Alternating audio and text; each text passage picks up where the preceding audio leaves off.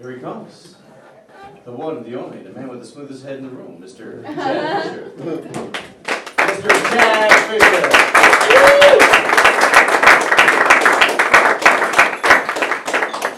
I'm doing great, thanks. Appreciate it. It's great to be back in America. I just got back from a little trip to Europe, and it's great to be back. I've come home, I'm like a newfound patriot and shit. But one thing people that tell me when I went to Europe is that Europe smells like shit. Like everywhere you go, you just get knocked the fuck out. There's some nasty ass smell, just hits you in the nose, throws you off your balance and shit. It's so bad it makes you want to throw yourself into oncoming traffic. But you realize that's a bad idea because everyone's driving scooters, and they won't fucking kill you. They ain't go back from that shit. I went to the Vatican while I was in Europe. And one thing I learned that was interesting about the Vatican is that the Vatican has a dress code. This is fucking crazy, right? Vatican has a dress code. A place that has hundreds of paintings and sculptures of naked kids has a fucking dress code, right? It's just logical. You need to cover up your kneecaps there, Mary, but if you want to see some pictures of some naked kids' dingers, step right up.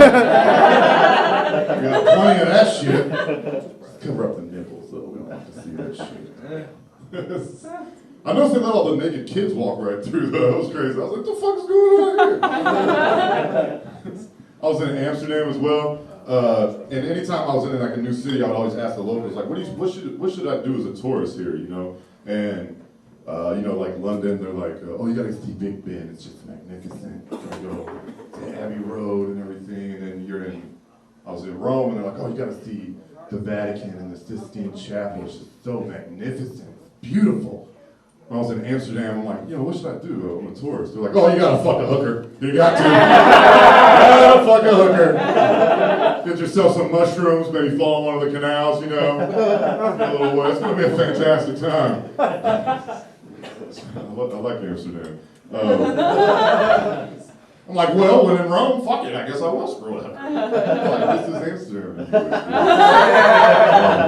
The thing we have in America. One thing I realized while I was over in Europe was that the people over there, although incredibly curt, arrogant, and sometimes rude, are usually nice for the most part, And I realized while I was over there that the people, that we're all the same in many ways, like we all get along relatively well. And I realized while I was over there that like nobody over there wants war. People don't want war, right? We don't want war. It's always the bankers or government or something like that. And it's fucking annoying, But I realized that while I was over there, and it's a beautiful thing because I think we're more similar than what we realized. You got any weed smokers in the audience here tonight? Yeah?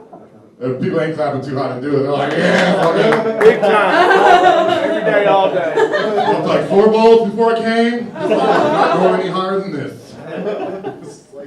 I love weed. Love to smoke weed, love to smell some weed, love to taste some weed. It's good. I'm a pothead. And you're a pothead when you smell a skunk and you think it smells good. Like, God damn, somebody got some dank in this motherfucker. Get out here and just want some. Good God. Feel like it's a skunk. I'm like, I don't give a shit. Hold on right now. Some papers in the glove compartment. People, I always hate it when like mainstream news says that marijuana is a gateway drug. That's so annoying, right? Marijuana is a gateway drug. The next step is just heroin. It's like, the next step is mushrooms, not heroin. Okay? Let's be honest about this. But they say like it's a gateway drug, and I hate when they say that because I think it's bullshit, right? Because if anything, marijuana is a gateway to enlightenment, right? Because I can't tell you, I've read tons of books and watched hundreds of documentaries about shit that I didn't even know I was interested in. To be quite honest with you. I'm just gonna sit down and watch a 7-hour documentary about the space-time continuum. It's fucking fantastic. Cannot wait. You gotta be high as hell to take some of the stuff you see on the news and everything, right? Or some of the stuff that you see in these documentaries. I was sitting there smoking like, I need some more weed, god damn it, this shit is crazy. Take me to the moon, Lord. Take me to the moon that they never landed on, god damn it. I wanna go.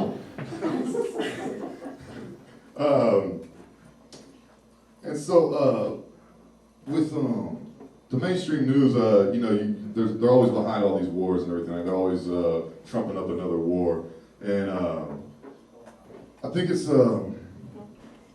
fucked up because, you know, like the last 4 presidents have bombed Iraq. It's like a rite of passage or something. It's like fucking at the drive-in movie theater or something like that. It's like they're just like the bullies. Let's pick on Iraq. We need to drop some bombs and get some money to the military-industrial complex. Let's drop some bombs on Iraq. That sounds like fucking fun. Why not?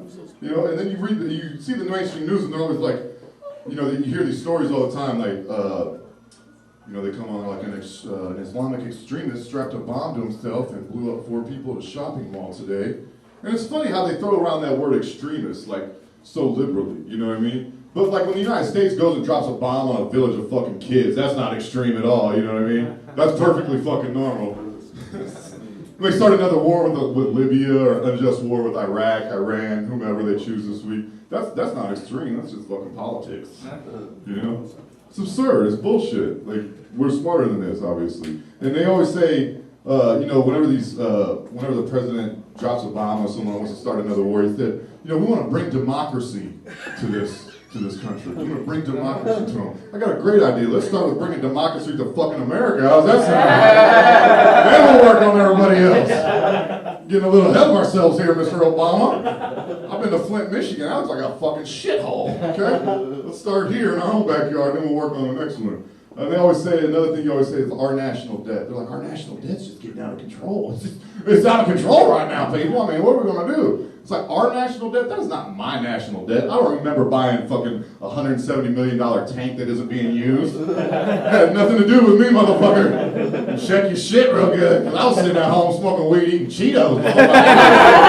Goddamn thing to do with some tanks that ain't being used in the motherfucking field right now. Had nothing to do with me. I'm getting ready to get off here, but you know, 9/11 just happened, and it's funny to me because there's a lot of bullshit concerning the official 9/11 story, right? There's a lot of bullshit to prove that it was all, you know, a lot of scientific stuff to prove that it was all bullshit. But let's look at this from a logical perspective, okay? What was used to hijack the planes on 9/11? They have an AK-47? Nah. They have a handgun? No. Well, do they at least have a machete or something? No. They supposedly hijacked the plane with hundreds of people on it with some fucking box cutters. Who was sitting on that plane like, I would love to save us all from impending doom, but rather die than get a few stitches, so I guess we're all screwed here. Box cutters can't kill nobody. That's absurd. You couldn't even rob a 7-Eleven with some box cutters. The old ass thing you do is just laugh at your ass. You're like, ho. Come back when you have a machine gun, you fucking amateur. I'm Chad Fisher. Thanks very much. I appreciate it.